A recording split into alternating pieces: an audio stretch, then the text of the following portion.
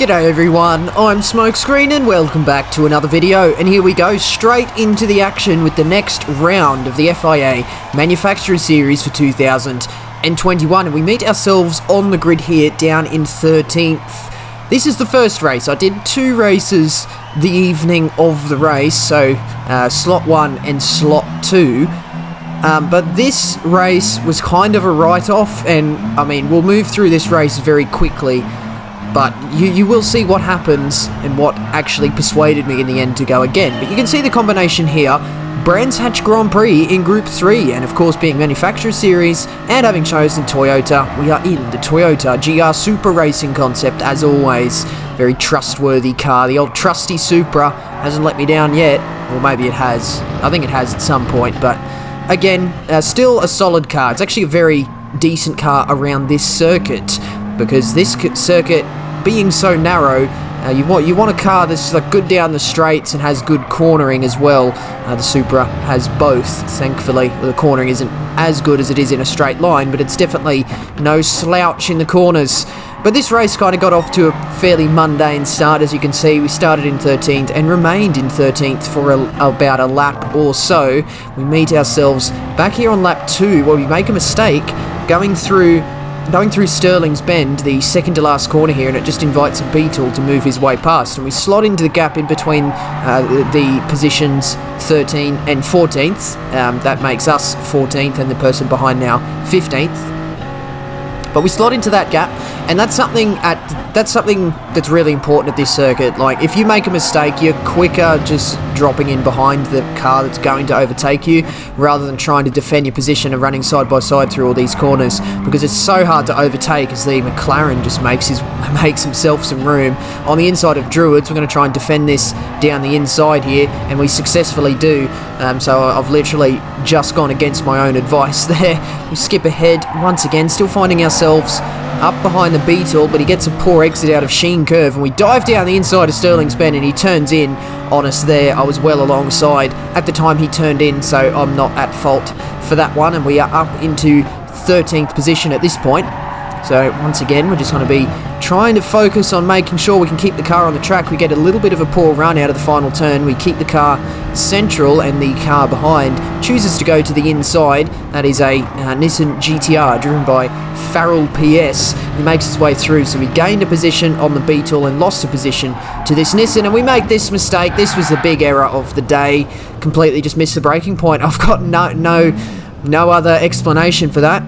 I'll be completely honest, I thought in the race that it got wiped out, and because I went to look for it and it wasn't there, and I thought it got wiped out, but it was not the case.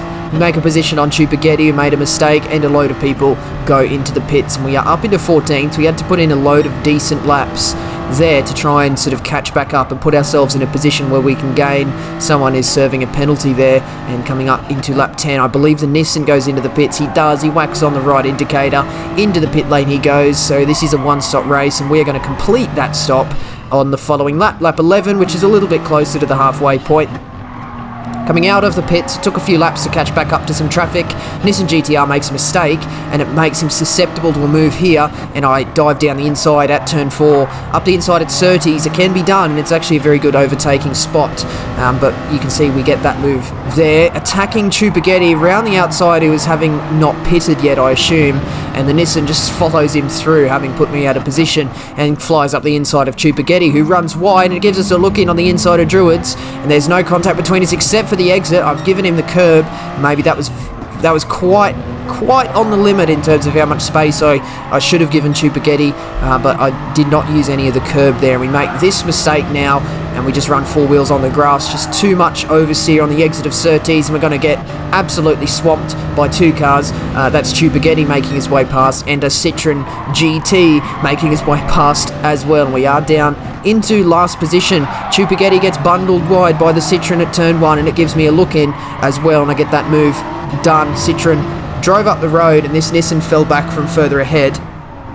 And in line with that, no pace, I get that job done on the Nissan. Another car at Sterling's Bend has driven off, and then we skip all the way to the end of the race. We caught up to this pack give the McLaren a little bit of a punt, but we back out of it, but it didn't really matter anyway because we misjudged the fuel by about 0.5% and did not quite make it to the end on the fuel. Obviously we can coast to the line and we made it that way, but say we were in a very close battle and it was crucial that we kept positions and there were cars right behind, a little loss of fuel, the tank running empty, that would have lost us a good load of positions, and you can see only 132 points for our effort, about 100 points shy of what I really need to be getting. So we moved through that race very, very quickly, but this second race is where all the action and all the good stuff is. So we're going to join that session now, and as we see some names in the lobby, ASR Atom in 4th position, some other familiar names there as well, Capicon, Corey Hack, as well, Chupagetti again, Shimonmon down in 10th, and a few other names in there as well. But first job is qualifying, and, well, I guess if you haven't heard about what happened to me when we were doing a practice lobby for this combination, well, I suppose I'll show it right here. Well, Atom clearly needs a lap guide, so looking on the left-hand side, halfway between the oh, I've actually gone a bit. KRXXK_boy. Somebody clip that! Somebody clip that! Oh, hell, no, that's a clip. That's a clip and a half. Fuck me. Yes, extremely embarrassing. If there is one thing not to do when you're trash talking someone, it's to go ahead and bin it yourself. So obviously I know that turn 1's a pinch point, although to be fair I've learnt how to take turn 1 properly now. I think I was taking it a bit too far left in that particular footage you just saw, but we're going to just try and focus on getting a decent qualifying lap, because as we saw in the previous race, overtakes only really came about when other cars made mistakes. If nobody makes a mistake, it's going to be very, very difficult to get overtakes done. Being such a narrow circuit as well, there's really just one line. The straights are not long enough for slipstream. But we'll go through a lap guide and we'll get it correct. Looking over the left-hand side, halfway between the number 2 and number 1, you've got a flag marshal box, 50% brake down into 3rd, and on the power, the car compresses on the dip. Left-hand side, just before the number 1 board, about where the orange paint is on the barrier. For turn 2, we get that done. Okay, heading down the hill towards Graham Hill Bend, braking just on the start of the curb, nice and gentle. Make sure you reach that apex and then get 4 wheels on that curb. Coming up towards turn 4, looking on the right-hand side, the number 1 board, and then we're going to turn in just on the start of the curb and just roll the speed into this corner. It gradually tightens up so you can roll the speed off. Heading down the longest straight on the circuit, and you can see we barely even get up into 6th gear. Well, we're still in 5th at the moment, but the braking point for the next corner is just before the number 1 board. Brake and turn in nice and gently. Make sure you don't rush into the corner. That's Hawthorne Bend looking on the left-hand side, just on the orange paint, just before the number 1 board. We get that done in 4th gear beautifully. Coming up to one of the pinch points of the circuit, Sheen Curve, looking on the right-hand side, just on the number 1 board, nice and gentle, down into 3rd for some rotation. Looking on the right-hand side again, just before the number 1 board. Make sure you reach that curb on the inside, because there's a load of camber that pulls the car around as you're getting on the power.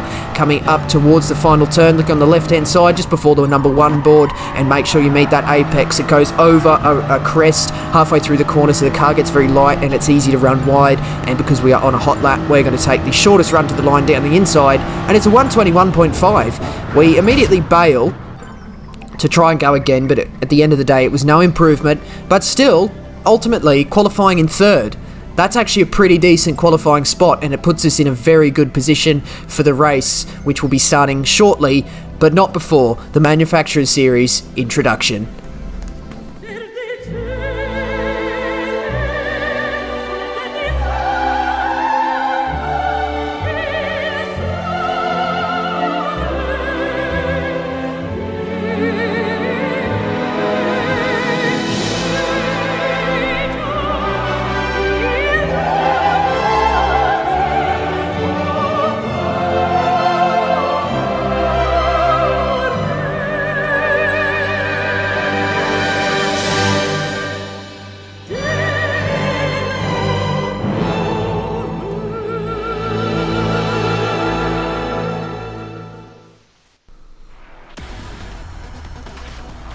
Lovely, as always, we meet ourselves on the grid, starting near the front, starting in 3rd. That's actually put myself in a very good position to pick up a nice, decent load of points. And at this kind of track, we discussed before just how important qualifying really is. Right, so let's have a look at some of the competition behind. Ahead on pole, we have Kyuta. He's generally pretty quick, so I don't really expect to be able to get a win here. But we will see how we manage to get up against the VW ahead, because I've not really driven against this driver too often.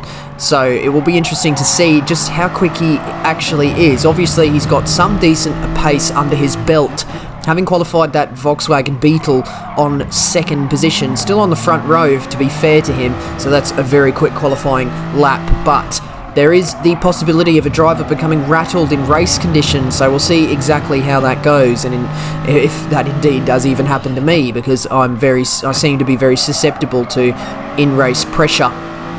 But there is, my main rival here is actually Atom down in 5th, so for whatever reason, just our pace is just pretty much bang on identical. It's really weird just how similar everything is. He chose Toyota and the Supra, as did I, without any collaboration. He's right there with my pace, or I think it's the other way around. I'm right there with his pace, because I think in particular race situations, he is a little bit quicker and tends to be able to perform better in qualifying on average. Not in this case here, he only qualified a 10th off my time, 121.6, but in general, he is able to achieve a better qualifying lap, sort of like that. Just, he's able to just go on the track and put in a good lap. I take a bit to warm up to it, and if I feel too much pressure in one-shot quali, I'll generally mess up my lap. And so that's really a problem for me that I've got to try and iron out. But in this particular race, I did get my nice qualifying lap. I can go a little bit quicker. I perhaps could have got a 21.4. I've even achieved a 21.3 in a practice lobby, but a 21.4 I would have been very happy with. But a 21.5 was more than good enough in this particular scenario, and has placed me in a very nice position. And then in between myself and Atom, Initial D, I've again not really raced him too much, but he seems to be keeping up with me just as I am with the Volkswagen. Kyuta has driven down the road a little bit, so I think this is going to be a case of Kyuta is just going to drive absolutely perfectly and bring this one home to the end. I get a little bit of a Paul Hawthorne's bend there, and the Volkswagen drives off a little bit, but we've still got the close attention of the Dodge Viper driven by Initial D behind. Right, so as you can probably tell by now, it's a little bit of a procession this race so far, but we are going to stay on board to give me an opportunity to talk about a little bit of the nuances of the strategy. So we saw in the previous first race that there was indeed a pit stop to be done by most of the field, and indeed we're going to go for that one stop again in this second race. However, the one stop and the zero stop were actually fairly similar. In controlled testing by Mistah MCA, you'll find his YouTube channel linked down in my description below. He gives me all the strategies. He gives everyone all the strategies, but I choose to watch him to get my strategies and a lap guide to get a rough idea of what the combination's going to look like. And when he did his testing for the video for this combination, he found that the one stop was 2 seconds faster, I believe, than the no stop. So essentially similar enough to be both viable in the race. I think a winning strategy is probably a good one stop as long as you don't get stuck in traffic, but we do know that going for a one stop with a load of cars behind you, especially at a track like this, it does just open the doors to be held up while you're on your out lap. But anyway, the stop itself, we will be going for that one stop because the Supra is not so kind on fuel and tyres. So we are going to be going for the one stop for a fresh set of tyres and a dash of fuel to go into the tank. So this race, you can fuel save enough to avoid refueling altogether in the pit stop, but the Supra is not so good at the short shift. It does tend to lose a lot of power if you short shift, so we aren't going to be going for any short shifting, maybe a little bit if we are stuck in some slipstream, and I'm probably shifting just about half, maybe a second too early to just try and save a little bit of fuel while also trying to minimise my pace disadvantage down the straight, but we are going to be just pretty much driving the Supra on the limit without really too much thought about saving fuel, saving tyres, because we are going for that one stop. We don't really have the whole race to think about. We've only got the remainder of the stint to think about. If you're going for a no stop, you have to make sure to use a certain fuel percentage per lap, not use too much on your tyres, and it does leave you susceptible to moves from other one-stoppers coming up the field. You can see we get a poor exit through Surtees, and I've now got a load of pressure from the Dodge Viper behind. However, I think at this point, he knows he's probably better off sticking in my slipstream and fuel saving. So that's the point I was getting to. The Dodge Viper behind, he finds himself in a very good position here in terms of trying to get his pit strategy correct to try and jump me.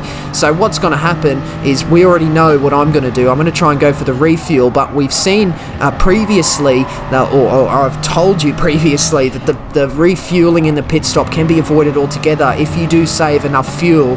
And what really helps with fuel saving is being in the slipstream of another car. So I've fallen out the back of the VW slipstream, perhaps not getting quite the best fourth lap that I potentially could have, but this Dodge Viper is still remaining close quarters behind me, and he probably knows that at a track like this, very narrow and very difficult to overtake, he probably is better off sticking behind me for the time being and trying to save some fuel so he can make some time back during the pit stops. So we skip ahead to lap 9, so you can see it was just line astern. The VW drove off a little bit. I wasn't quite able to keep in touch with him. He's probably driven off about maybe 8/10 up the road here. And now I've got a load of pressure from Initial D behind. So we're coming up to lap 9, so halfway through the race is going to be 11.5 laps, so you can pit at the end of 11 or the end of 12. But what I was actually worried about here is some of these cars behind me potentially going in even a lap earlier than that, at the end of lap 9, which would be a very early stop, but could potentially get you some very good track position, or the end of lap 10, which could help jump some cars. So I was worried about both, in fact, Initial D and Atom going in a lap earlier than perhaps the pit stop strategy suggests, and then therefore getting that overcut, or getting that undercut rather, on me on the pit stop. So I can see how close Initial D is behind at this point, so my tyres are dropping off and I'm struggling to try and keep the pace that I've been running, which is mid to high 22s, and you can see I'm sliding through Sterling's Bend there, not getting the best run, and I've got the Dodge Viper right up my trumpet, looking down the inside, but he pulls back in for Clark Curve. It doesn't quite go for that. Now we're going to see, does he go in for the pit stop? Not yet. So that was not too bad here. Now what I could have done is try to pit it on this lap, because as soon as I saw that they missed lap 9, I thought for sure they're both going to go in at the end of lap 10, especially Atom. Atom does love a cheeky early stoppage to try and get extra positions, and given that both Atom and I are interlocked quite closely in a battle for Toyota, he's probably going to be looking to try and get an overtake on me any way he can. So with Initial D behind, I did kind of expect Atom to pit one lap earlier, but then Initial D, it was 50-50 as to whether he would pit. Ideal situation for me was he would stay out, both him and Atom would stay out, and we would all pit as a threesome at the end of lap 11, which is the most desired lap to pit. Obviously, you might want to get your shorter stint done earlier when your car's full of fuel, whereas the second stint you don't quite have to carry as much fuel around. So we're going to save that extra lap for one of the stints for our second stint when we got less fuel in. But we're coming up to a very, very crucial point, coming up towards the end of lap 10. This is the lap that you want to pit if you want to go for an undercut, because you can go on lap 11 or lap 12 as we said, but a real undercut would be pitting on lap 10, because most cars are going to go either 11 or 12. But let's have a look as we go over the crest of Clark Curve. The Dodge Viper stays out. We're going to look behind. Is that Atom in the pits? We're going to see in 2 seconds. I believe that was indeed ASR Atom has pitted one lap early, and we're going to see how that works out for him. He's also driving the Supra, and I don't think that he was fuel saving, so he is going to have a splash of fuel to put in. However, if he was able to just save a little bit of fuel from lifting and coasting, which I haven't been doing, he may still jump me. So that was a real concern. So everyone's gone in except Kayuta ahead, who's still 5.1 seconds up the road, so it's a fairly clean-cut race for him as long as he doesn't make any glaring errors. But we've still got the Dodge Viper behind. He runs a little bit wide through Surtees, however he's going to have the slipstream down the straight. However, the Toyota is not too bad down the straight, to be fair, so we are able to defend this position. We're just fast forwarding because the end of lap 11 is going to be my pit stop. So coming over the crest of Clark Curve, I love saying that, bit of alliteration for you. Pit entry, very tight pit entry, but we don't graze the barriers, and we're going to come in for a brand new set of soft tyres. So you can see maybe only about 12 or 13 15% of fuel to put into the car, change the tyres and refuel, and we're going to underfuel just slightly. Don't quite reach the diamond. In fact, look at that, 13% of fuel went into the car. Initial D's jumped us. I think he's managed to avoid the refueling in the pit stop altogether, because that's quite a significant jump. That's probably 2 seconds and a bit. Give Atom a flash of the hazards to say hello, because he would have been live at this point saying hello to all his stream chat. But you can see for Atom, the undercut hasn't quite worked. He hasn't been able to exactly get the clean run that he expected. I think he's gotten a little bit closer, because he's now about 3 or 4 tenths behind me, which is how close Initial D was. So given that Initial D was the car behind and Atom was behind him, he would have had to be further behind than 4 tenths before the pit stop. So he's made up a little bit of ground, having that extra lap on the new soft tyres. But at this stage in the race, Atom has made a little bit of a gain during the undercut. However, it does mean I do have 1 lap fresher tyres, and given that I have track position as well, which is crucial at Brands Hatch, I do kind of expect to stay in front of him, and also because we are so similarly paced. McLaren goes off on the exit of Sheen Curve. That is a very, very hard corner to get right at the best of times, and if we have a look behind, he slots in ahead of Atom, and someone else has binned it. Someone's binned it on the straight, so we've gained 2 positions there. That's beautiful by no real effort there. 2 positions for free. But what I was going to say is Atom has actually been balked majorly by that McLaren making the error. The McLaren has rejoined in front of Atom. Of course, the McLaren can rejoin safely in front of any car he likes, but it was just unfortunate that Atom got caught up in that.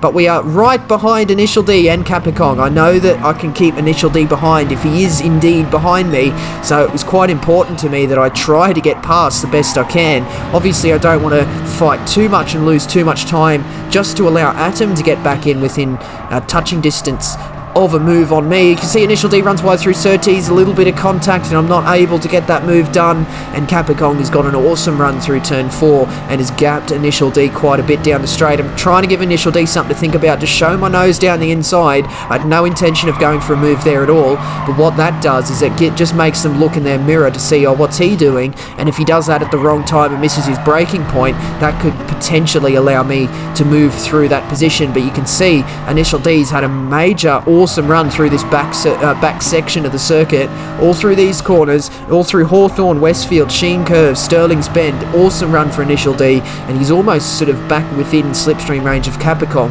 In fact, he's probably within slipstream, but just on the outer edges, the outer fringes of the slipstream range. Gets an awesome run through the final turn. You know you got a very good run through Clark Curve when you graze some gravel, kick some gravel up on the exit. You're really pushing the track limits to their limit.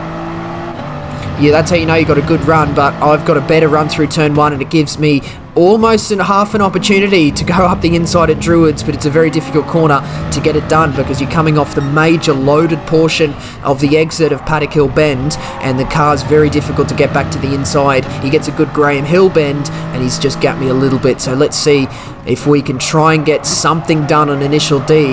We do have to be careful of Atom, who's gained a few tenths in the last lap or so. He's now about a second behind. He was 1.3 at a stage of the previous lap. About halfway through the previous lap, he was about 1.3 seconds behind. Showing the nose, that was quite an aggressive movement. Very, very aggressive movement just before the braking. I was trying to just throw him off. Is he going to go for the move is the question I want to put in Initial D's head. Obviously, I'm not going to go for the move unless it's on, but I just want to put my car in a quite an offensive position to try and force him into an error, because I think that's the only chance really I have to try and get this move done on Initial D. He's driving a very, very decent race so far. Capicong's driven up into the distance a little bit, so Initial D is going to be focusing his whole attention on my car and not so much on Capicong, because he's now gapped him and it's out of slipstream. I would go so far as to say we're really close to Initial D, trying to put the pressure on. However, he's really solid. He's really giving it all he's got to try and just not make an error, and he's keeping me at bay. Atom still 9 tenths behind, ready to pick up any pieces, although that gap was just close to 7 tenths momentarily. However, it's back up to 9, so I think that was just the gap closing as we got into the Druids Bend. But still, right behind Initial D. We are going to just pause on this action for 2 seconds because I do want to cast some consideration higher up the field where we've got 2 nose stoppers still ahead. So Salamander MR7 and Clea Riefenstahl are both ahead, but here we go. Looking down the inside of Hawthorne, not quite going to work out. as we go into that braking zone. Almost had the run there. And perhaps if I was in a little bit of a more aggressive mind frame, I perhaps could have sent it down the inside. But I did not want to risk crashing because I do find myself in a very good position. And given that we do have these two nose stoppers, perhaps a little bit later on in the race, we still could have two positions to make up. And we'll see how exactly that plays out because we know just how similar the one stop and the nose stop are. Both Salamander and Clea were both behind me at the start of the race, so I am kind of expecting them to kind of drop back to about where they were on the track before they made their pit stop. So, there's a bit to think about here. Atom 1.1 seconds behind. He's struggling to catch up as we set our fastest lap of the race, a 1:22.3. That's fairly decent race pace, to be fair. Over Puka Puka Kumo comes in with a 22.0 fastest lap. That is a very quick lap indeed, but still just looking to put the pressure on Initial D as we're trying to circulate around the circuit cleanly. Obviously, Brands Hatch has a lot of pinch points, so imagine if I just made one little mistake at the most crucial part of the race, or not even the most crucial, just a part of the race, and there's a lot of parts of the track where you can do it. Turn 1, turn 3, turn 4, turn 5, all through the back section. It's so easy to graze a wheel on the grass, and some of the corners are absolutely deadly if you touch the grass, like Westfield Bend, Sheen Curve, and Clark Curve. If you graze the gravel, you're going off, all four wheels off.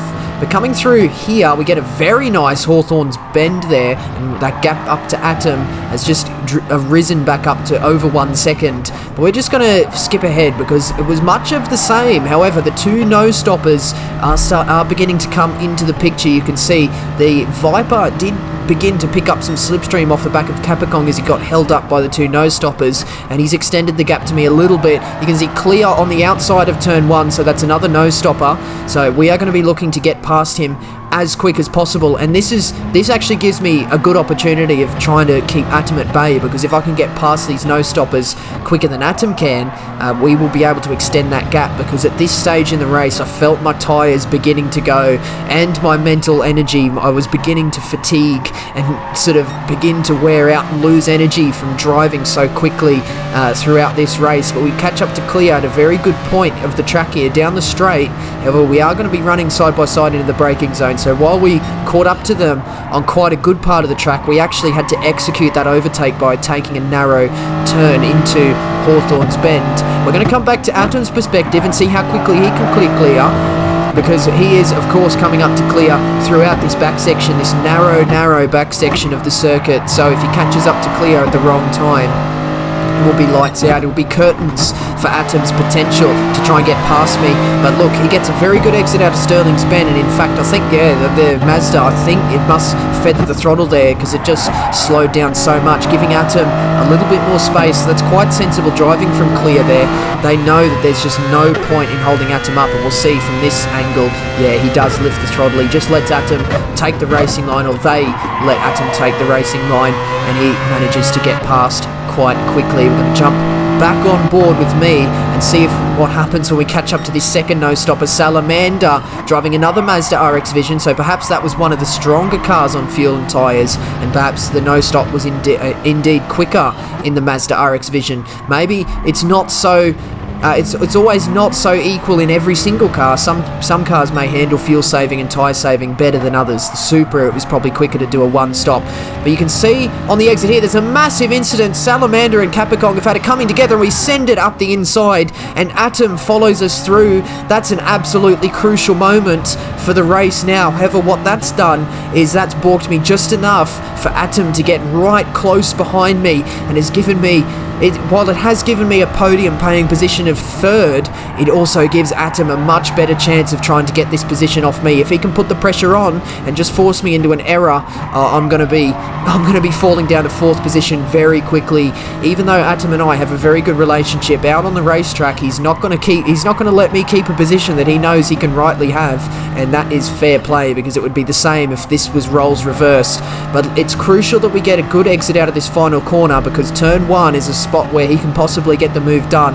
So we're going to be trying to just keep our average speed up and getting on the power as early as we can, but we graze the gravel on the exit and we almost go off. We just have to mitigate that, and trying to get to the inside inside to defend. Atom has the outside for Paddock Hill Bend. Let's see if we can get this done. We're going to try and defend the inside, but we run slightly deep, try and park it on the apex, but there's nothing we can do. Atom just gets the overlap coming up into Druids, and it gives him the inside for the complete 180-degree loop. Bit of contact on the way through, but Atom has moved through into third, and that was an absolutely crushing moment for this race. I really wish I could have held on to third there, because at this point here, this really does begin to highlight the differences between myself and Atom. Atom loves a more measured approach to the race, whereas me, I like to go all out and just race, just maximum attack basically. So Atom's probably better at saving tyres than me, and I think it's begun to show here because he's got the move done, and there's nothing I can really do. You can see I'm just losing touch with the back of him already, falling half a second back.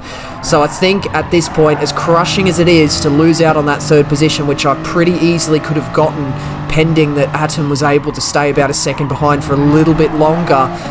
But unfortunately for me, that incident did occur, which got Atom closer. It also gifted both myself and Atom 2 positions in total. So I think at the end of the day, finishing in fourth is a really, really solid result, and the fact that I was actually able to hold my own throughout that race, throughout a lot of that race, I was able to just lap consistently 22, 22, 22, 22, 22, a couple of 23s at the end there, but ultimately bringing home 269 points. Nice. I would say that's an absolutely fantastic, solid drive. In terms of in-race action, not the most action-packed, but given that Brands Hatch is so difficult to overtake, I think there was still a good amount of action in there. So, what do you reckon? A fourth position, even though we qualified in third, I still think we could have gotten third, but the race just didn't quite go the exact way we planned. There was a bit of an incident at the front. It would have been interesting to see how that would have worked itself out if that incident didn't occur the way it did, but it was a bit of a gift that we got those 2 positions.